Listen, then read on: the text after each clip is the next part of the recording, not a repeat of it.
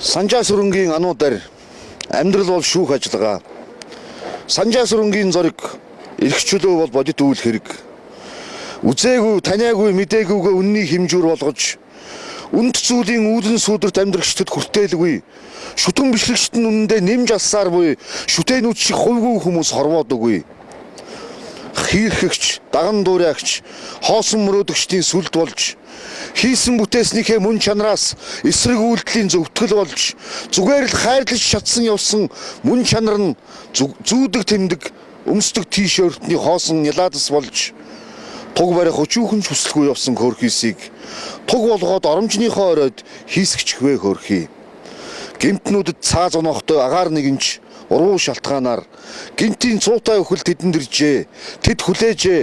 Хувь тавилангаа нэр төртэй үүрсэн тэднийг худал хуурмаг амьдралынхаа зөвтгөл болгох, хуурамч зэрэмдэг эрэлхийлэлтэй ивэс болгох хуучны сонгодог аргыг санамсаргүй сонгоод ухамсартайгаар хэрэгжүүлж яваа шүтэн бичлэгчдэд хандаж ухамсартайгаар үзүүлсэн салаавч минь энэ хэдэн мөр